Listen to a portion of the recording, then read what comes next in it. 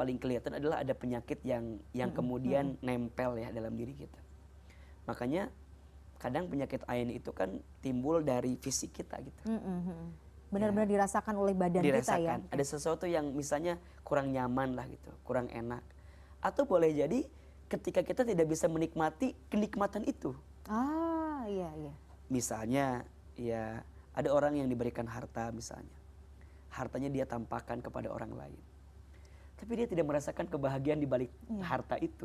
Betul, tidak merasakan kebahagiaan, kok nggak tenang Kok ya. nggak tenang gitu ya, kok kayaknya kan harusnya ini tuh bikin kita nikmat, tapi kok jadi bikin apa gitu. Iya, Nah, setuju. boleh jadi itu ada indikasi sedikit gitu ya dari apa yang tadi dimaksudkan tentang ain tadi.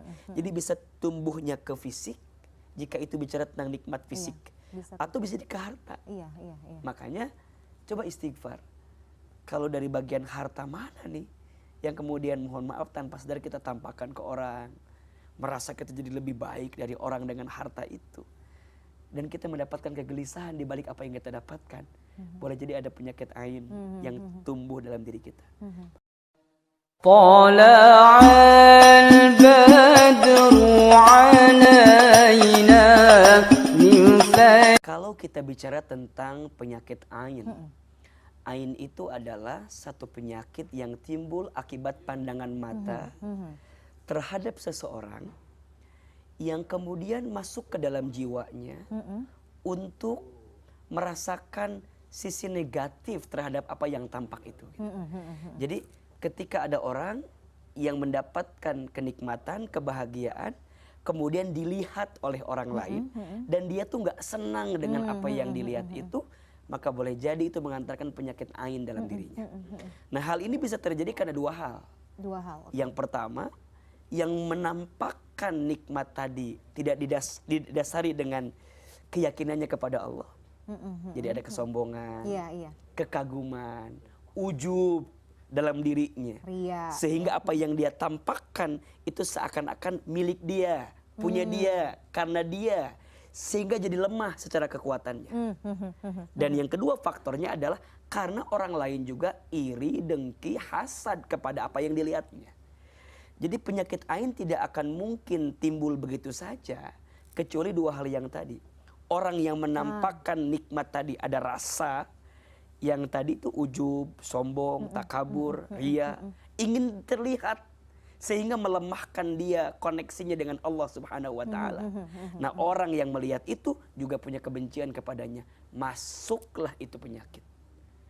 Dan penyakit ain itu benar adanya, hak. Bahkan disebutkan dalam keterangan itu, jika ada satu hal yang bisa melebihi takdir, salah satunya adalah penyakit ain terhadap seseorang. Rasul bilang begitu ya. Berarti memang penyakit ini, ain ini hak dan ada. Maka berhati-hatilah. Semoga Allah Subhanahu wa taala menjaga kita dari penyakit ain ini. Oke, Ahilman, seperti biasa sudah ada pertanyaan juga dari netizen yang masuk ke Gapai Kemuliaan. Mari kita. Yang pertama tentu jawabannya adalah bentengi hati kita dengan zikrullah. Ya, betul. Berzikir kepada Allah, ingat kepada Allah.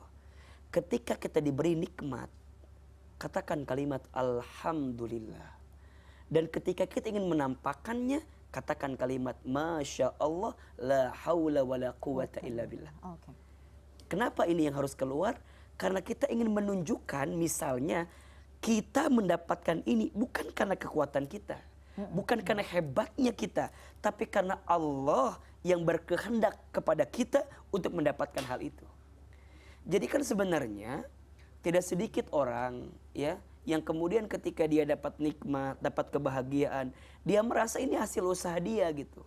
Sehingga bukan menjadikan orang yang melihat dekat ke Allah, makin ingat ke Allah, tapi malah memuji dia. Makanya kadang hati-hati dengan pujian. Betul. Karena nyamuk mati akibat tepuk tangan biasanya. Iya, betul. Kebanyakan ditepuk, nyari sambil nyari ya. Akhirnya jadi mati. Yang namanya pujian, kalau pujian itu tidak mengantarkan orang yang muji makin ingat ke Allah, hati-hati. Maka bentengi kita dengan zikrullah tadi. Lah Ahilman, kalau misalnya kita dipuji nih, terus gimana ya caranya ya langsung supaya paling tidak kita jadinya nggak ria, nggak sombong gitu. Makanya tadi kekuatan kalimat masya Allah la haula wala quwata illa billah, semoga jadi benteng itu. Nah, nextnya, ini pelajarannya. Kadang tidak semua harus kita tampakkan di media sosial. Betul. belajar lebih rendah hati, belajar untuk kemudian kira-kira kalau saya share ini oke. bermanfaat Saya setuju. nggak ya, terus mengantarkan madorot nggak ya. Jadi menimbang-nimbang itu perlu ya. Perlu berhati-hati. Makanya ada bahasa begini kata guru saya, kalau kamu ingin ceritakan tentang romantisnya keluargamu, jangan depan orang yang belum punya keluarga. Itu betul. Iya, ahilman. Kalau kamu sedang menceritakan kekayaanmu, jangan ceritakan kepada orang yang diuji dengan kemiskinannya. Iya kan? Ini mohon maaf, kadang tidak sedikit ya. Kalau sedang reuni, kadang suka dijadikan ajang pamer, ajang pamor. Betul. Ada sekelompok teman-teman yang kemudian bestinya tuh circle-nya di situ. Dia ngomonginnya tentang kesuksesan. Kita tuh lupa boleh jadi teman kita yang tidak punya nasib sama dengan kita. Bukankah reuni itu datangnya untuk mengingat apa yang pernah kita lakukan waktu di sekolah? Jadi kalau pas ketemu tuh kan nggak sedikit teman-teman yang gue nggak mau datang. Kenapa? Iya, males. Kadang gitu. males. Jadiin buat tempat pamer doang dan seterusnya. Nah ini juga jadi pelajaran buat kita. Tidak semua harus kita tampakkan kepada setiap orang. Makanya lihat-lihat nih. Kalau saya cerita satu hal, ada manfaatnya nggak? Ada madorotnya nggak ya? Kira-kira kalau orang dengar ini akan terinspirasi nggak ya? Nah makanya pentingnya caption, Betul. pentingnya penjelasan, pentingnya menyampaikan apa maksud dibalik apa yang kita sampaikan. Walaupun dia bilang gini, tapi kan tetap aja orang kalau udah benci aja sama kita. Kita mau ngapa-ngapain juga kan gitu kan? Tapi kan minimal kita bentengi. Ya udah mah orang tuh benci sama kita, terus kita komporin, kan jadi makin benci. Maka zikir kekuatannya. 2, Masya Allah la haula wala quwata, kembalikan kepada Allah sebagai bagian kekuatan itu. Dan yang ketiga, belajar lebih tawadhu, ya. Jangan semuanya serba dipamerkan, dipamorkan. Kadang perlu ada waktu untuk menyembunyikan setiap kenikmatan yang Allah berikan untuk kita. Setuju. Posisikan juga misalnya kita sebagai nanti yang melihat seperti apa ya Ahilman ya. Kira-kira kalau saya posting ini, ya benar tadi, seperti tadi Ahilman bilang, menyinggung nggak sama teman saya yang misalnya belum. Makanya ada satu akhlak yang baik ini. Berkatalah sesuatu yang kamu, jika orang lain berkata itu kepadamu, kamu akan bahagia mendengarnya. Berbuatlah sesuatu yang jika orang lain berbuat itu kepadamu, kamu juga akan bahagia dengannya. Sama, postinglah sesuatu di sosial media yang jika kamu melihat postingan itu di orang lain juga akan mengantarkan kebahagiaan untuk dirimu. Jadi itu akan jadi lebih berhati-hati dengan apa yang kita tampilkan tadi. Betul. Ahilman, tapi begini, yang juga jadi menarik bagaimana kita mengindikasi misalnya, kayaknya mungkin kita kena ain.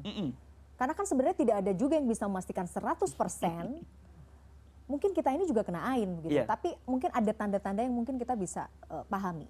Iya. Yang pertama memang yang paling kelihatan adalah ada penyakit yang kemudian nempel ya dalam diri kita. Makanya kadang penyakit ain itu kan timbul dari fisik kita gitu.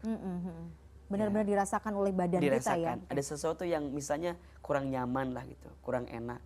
Atau boleh jadi ketika kita tidak bisa menikmati kenikmatan itu. Iya. Misalnya ya ada orang yang diberikan harta misalnya. Hartanya dia tampakkan kepada orang lain. Tapi dia tidak merasakan kebahagiaan di balik harta itu. Betul. Tidak merasakan kebahagiaan, kok nggak tenang Kok ya. nggak tenang gitu ya? Kok kayaknya kan harusnya ini tuh bikin kita nikmat, tapi kok jadi bikin apa gitu. Nah, setuju. boleh jadi itu ada indikasi sedikit gitu ya dari apa yang tadi dimaksudkan tentang ain tadi. Jadi bisa tumbuhnya ke fisik, jika itu bicara tentang nikmat fisik. Atau bisa ke harta. Iya. Makanya coba istighfar. Kalau dari bagian harta mana nih yang kemudian mohon maaf tanpa sadar kita tampakkan ke orang, merasa kita jadi lebih baik dari orang dengan harta itu. Dan kita mendapatkan kegelisahan di balik apa yang kita dapatkan. Boleh jadi ada penyakit ain yang tumbuh dalam diri kita.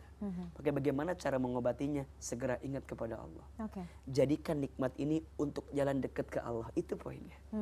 Jadi kita itu ketika dikasih nikmat harus jadi jalan dekat ke Allah. Punya harta, punya pangkat, punya jabatan, dikasih keluarga, ya, dikasih pasangan. Itu semuanya kudu jadi jalan dekat ke Allah, bukan jadi jalan membanggakan diri kita. Karena bukan itu yang jadi patokannya. Ujungnya kalau semua perangkat nikmat ini jalan untuk kita ngebanggain diri, ketika ada orang yang gak suka, maka ain itu masuk ke dalam apa yang dititipkan itu. Jadi Kalau kita merasakan tubuh mulai nggak enak, ya, kadang kan juga di wajah, kadang-kadang ngaruh gitu ya. Di harta kadang-kadang nggak bawa kebahagiaan.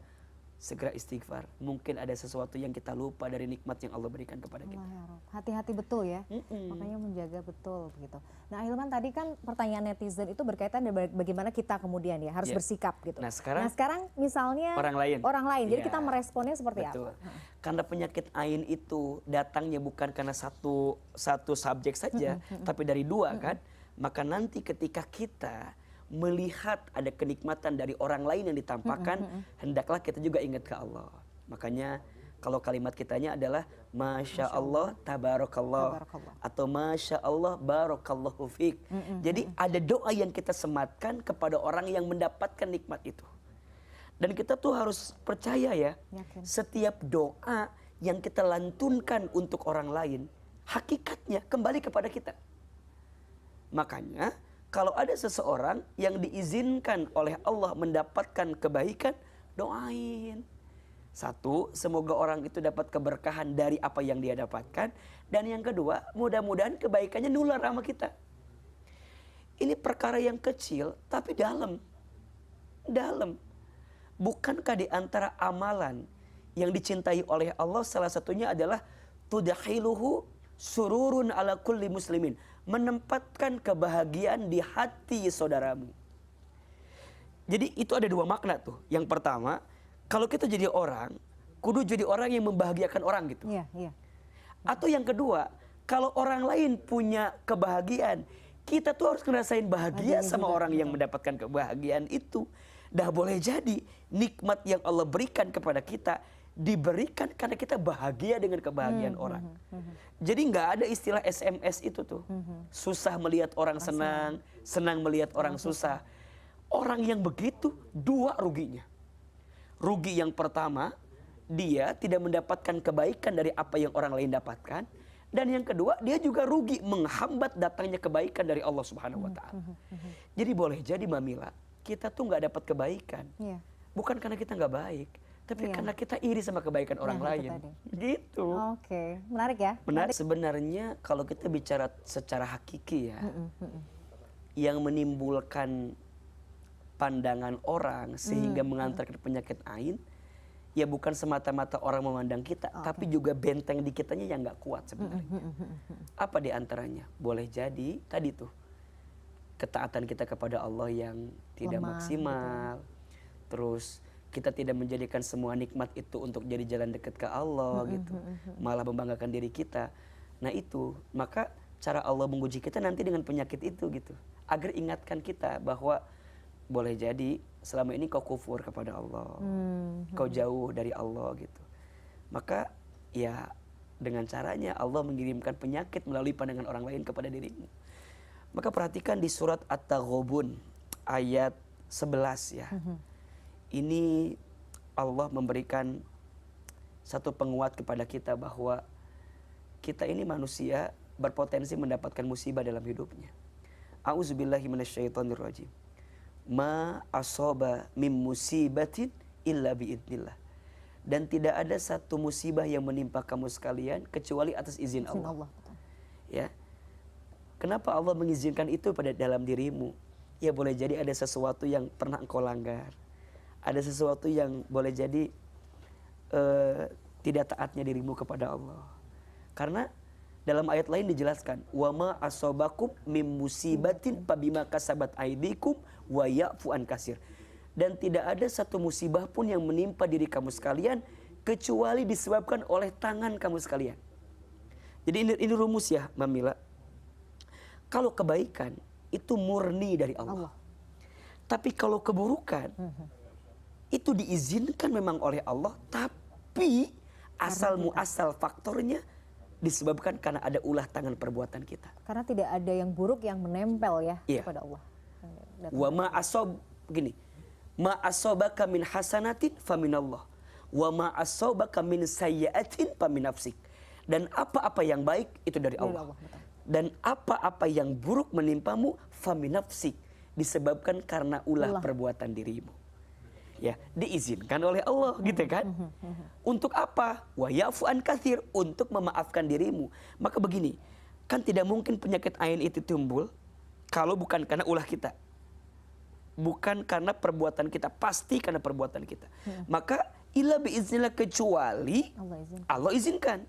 Nah, maka apa nextnya? Wa may yu'minu billahi yahdi qalbah. Dan barang siapa yang beriman kepada Allah, Allah akan tunjukkan ke dalam hatinya jalan terbaik. Berarti lihat, kita menampakkan sesuatu, orang lain melihat itu, benci sama kita tuh. Ini kalau hati kita nggak deket ke Allah, cepet tuh penyakit ain masuk. Betul, betul. Tapi kalau hati ini terikat dengan Allah, terpaut dengan Allah, ibadahnya bagus, amal solehnya juga terjaga gitu, maka dia ada koneksi dengan Allah. Dan ingat, kalau Allah sudah menjaga hambanya, sebanyak apapun orang ya membencinya, menghinanya, maka akan ada kekuatan untuk bisa menghadangnya gitu. Maka perhatikan lagi, wallahu bikulli syai'in alim, dan Allah ya mengetahui segala sesuatu urusan terhadap apa dirimu. Jadi poinnya, kenapa seseorang bisa terkena penyakit ain? Ya kalau bicara faktor dasarnya tadi ya, karena dia menampakkan sesuatu dari pandangan, dari pandangan, mengundang kebencian orang, orang kemudian merasakan sisi negatif dari apa yang kita dapatkan, ditambah kita juga tidak punya kedekatan dengan Allah, ketaatan kepada Allah, ujungnya itu menjadi sesuatu yang nampak dalam hidup kita. طلع البدر